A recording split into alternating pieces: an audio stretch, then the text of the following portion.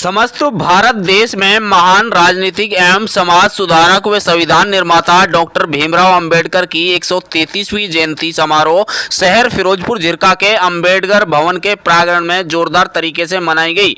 इस सम्मान समारोह के मुख्य अतिथि नगर पालिका चेयरमैन मनीष जैन तथा विशिष्ट अतिथि बीजेपी नेता पूर्व डिप्टी स्पीकर चौधरी आजाद मोहम्मद ने शिरकत की। संविधान निर्माता के चरणों में पुष्प अर्पित कर श्रद्धांजलि दी और बाबा साहब के संघर्ष, त्याग और तपस्या के बारे में विस्तार पूर्वक जानकारी दी। बाबा साहब डॉक्टर भीमराव अंबेडकर आज शारीरिक रूप से हमारे बीच नहीं रहे, लेकिन उनकी आत्मा हमेशा हमारे बीच रहती है। बाबा साहब किसी विशेष समुदाय के महापुरुष नहीं रहे, बल्कि सर्वे धर्म के मानने वाले लोगों के लिए आइकॉन थे। पूर्व डिप्टी स्पीकर चौधरी आजाद मोहम्मद ने कहा कि बाबा साहब का नाम भारत में ही नहीं बल्कि पूरी दुनिया में सम्मान से लिया जाता है। बाबा साहब के बदौलत ही हमें बोलने की आज़ादी, लिखने की आज़ादी, धरना प्रदर्शन की आज़ादी, स्वतंत्र घूमने की आज़ादी और संगठन बनाने की आज़ादी बाबा साहब भीमराव अंबेडकर द्वारा बनाया गया संविधान की ताकत से ये अधिकार मिले हैं। ये बातें पूर्व डिप्टी स्पीकर भाजपा के वरिष्ठ नेता चौधरी आजाद मोहम्मद ने कही। उन्होंने कहा कि भारत रत्न डॉक्टर भीमराव अंबेडकर द्वारा एक नारा दिया गया था कि शिक्षित बनो, संघर्ष करो, संगठित रहो। उस नारे का प्रण आज यहां से लेकर जाना है। वही उन्होंने नगर पालिका के पूर्व चेयरमैन मनीष जैन से उनके पिछले वादों को याद दिलाते हुए स्टेज के माध्यम से ही अंबेडकर पार्क बनाने की पर बात कही। वही उन्होंने कहा कि अगर कहीं पर भी अंबेडकरवादी समिति को कहीं पर चौधरी आजाद मोहम्मद की जरूरत पड़ेगी, वो 24 घंटा उनकी सेवा के लिए खड़े। भाजपा के वरिष्ठ नेता पूर्व डिप्टी स्पीकर चौधरी आजाद मोहम्मद ने फिरोजपुर झिरका की समस्त अंबेडकर समिति के पदाधिकारी व सदस्यों का भी धन्यवाद किया, जिन्होंने इतना अच्छा प्रोग्राम को सफल बनाया तथा सफल प्रोग्राम किया। आजाद मोहम्मद ने कहा कि बाबा भीमराव अंबेडकर की सोच पर हर व्यक्ति को कार्य करना चाहिए तथा आगे बढ़ना चाहिए। इस समारोह के मुख्य अतिथि हमारी नगर पालिका के प्रधान, हमारे छोटे भाई मनीष जैन जी, उनके साथ में बैठे हुए फर्जुद्दीन बेसर जी, डॉक्टर विक्रम जी, रमेश कामरा जी और हमारे इंचार्ज कमांडर साहब और हमारे विधायक, पूर्व विधायक नसीम साहब के बेटे, नाम नसीम साहब के बेटे अमान साहब और सम्मानित मंच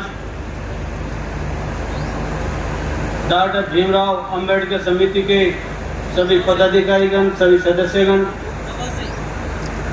इलाके से आए हुए मेरे मोहतरम बुजुर्ग और दोस्तों, मेरी माता और बहनों और मेरे पत्रकार साथियों, सबसे पहले तुम उस महान शख्सियत के चरणों में पुष्प अर्पित करता हूँ कि जिनकी जयंती पूरा भारत तो क्या पूरी दुनिया में आज उनकी जयंती मनाई जा रही है, डॉक्टर भीमराव अंबेडकर की। उनके चरणों में मैं पुष्प अर्पित करता हूं और उसके बाद मैं शुक्रिया अदा करूंगा डॉक्टर भीमराव अंबेडकर समिति का कि जिन्होंने इतने अच्छे अवसर पर मुझे आप लोगों के बीच में जो आने का मौका दिया, इसके लिए मैं उनका शुक्रगुजार भी हूँ और उनका एहसानमंद भी हूँ। साथियों, डॉक्टर भीमराव अंबेडकर कोई ऐसी शख्सियत नहीं जिनके बारे में बच्चा ना जानता हो। हर आदमी उनके बारे में जानता है। मैं ज़्यादा तफसील उसके बारे में नहीं बताऊंगा, क्योंकि विस्तार से फर्जुद्दीन बेसर जी ने सारी बातें बता दी। मैं तो आप लोगों से एक गुजारिश करना चाहूँगा कि जब भी आप यहाँ से जाएं, ये संकल्प लेकर के जाएं कि जो बाबा साहब ने हमें 3 शिक्षित बनो, संघर्षशील बनो और उसके बारे में जो संगठित रहो जो नारा दिया था, उस नारे का हम पूरा मान सम्मान करते हुए और इन पे हम चलते हुए हम अपने इस इलाके को, मेवात को, पूरे प्रदेश को, पूरे देश को हम नई बुलंदियों पे ले जाएंगे। ऐसा आप लोग यहाँ पे संकल्प लेकर जाएं। मैं एक बात आपको और बताना चाहता हूँ कि जब बेसर साहब ने बताया जो 90 का दशक था, उस टाइम डॉक्टर भीमराव अंबेडकर की प्रतिमा का जो मामला चला था, उसमें हमारे मरहूम वाली साहब का भी बहुत बड़ा योगदान रहा और बहुत से साथी जिन्होंने मरहूम वाली साहब के साथ काम किया वो भी इस दुनिया से चल बसे। उसके बाद सभी साथियों ने मिलकर हमने इस संघर्ष को बढ़ाया और 1996 के अंदर हमने इस बाईपास चौक पर डॉक्टर भीमराव अंबेडकर की प्रतिमा की हमने यहाँ नींव रखी। बहुत ज़्यादा संघर्ष उस टाइम चला था और आज मुझे बड़ी खुशी हो रही है। आज इस पंडाल में बैठने को जगह नहीं थी। उस टाइम जब 94-95 का जब दौर था उस टाइम तो मैं हल्का ही था। उस टाइम के कमरे में हमने मीटिंग करनी पड़ती थी, कमरा भी पूरा नहीं भरता था। और कई बार तो ऐसा मौका आया हमने तिगरा मोड़ पर जाकर छुप के उस मामले में पंचायत की थी। अपना नेकराज मास्टर राजेश विश्राम वगैरह उसमें साथी रहे, इनको पता है कि छुप करके वहाँ पर भी हमने मीटिंग तिगरा मोड़ पर जाकर की थी।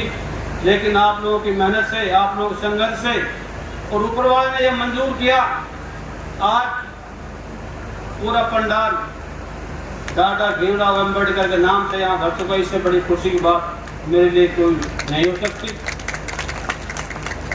मैं ज़्यादा लंबा वक्त आप लोगों को नहीं लूँगा।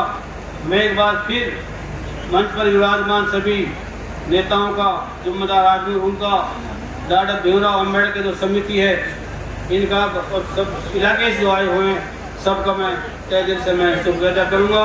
लेकिन मैं मनीष जी से एक बात जरूर कहना चाहूँगा कि जब तक जो मामला चला, चाहे अम्बेडकर चौक का मामला चला, डॉक्टर भीमराव अंबेडकर भवन का मामला चला, मैं तो ये महसूस करता हूँ कि इस मामले में अभी तक शायद कोई आप लोगों का उसमें कोई योगदान नहीं है। पिछली बार यहाँ बात चली थी इस पार्क के बारे में जिसमें आज ये कार्यक्रम हो रहा है, उसमें अपने जरावते जी उसमें पिछली बार मुख्य अतिथि थे और उन्होंने भी ऐलान किया था।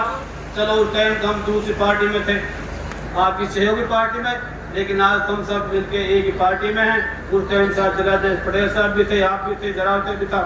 सबने उस टाइम ये वादा किया था कि भाई अगली बार जब ये जयंती मनाई जाएगी बढ़िया पार्क डेवलप यहाँ पे हो जाएगा। लेकिन मेरे हिसाब से थोड़ी सी उसमें एक कंजूसी हुई है।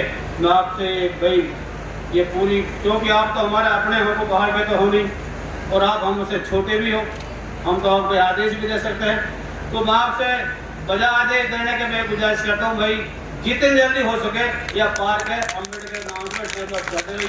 जी मैं आपसे ये गुजारिश करना चाहता हूँ और मैं यकीन विश्वास और भरोसा भी रखता हूँ कि बहुत जल्दी इसमें काम इसमें चलेगा। अगले साल जब यहाँ अम्बेडकर जयंती मनाई जाएगी तो पूरे धूम धमाके से अच्छे पार्क में हम यहाँ पर जयंती मनाएंगे।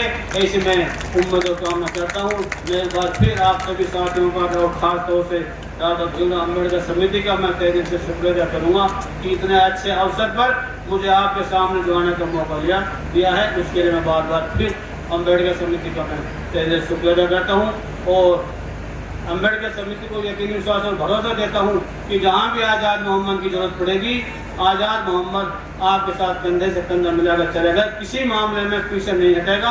ना हमने पहले कंजूसी की और ना हम आगे कंजूसी करेंगे। इन्हीं शब्दों के साथ मैं अपनी जगह लेता हूँ। जय हिंद, जय भारत, जय भीम, जय संविधान।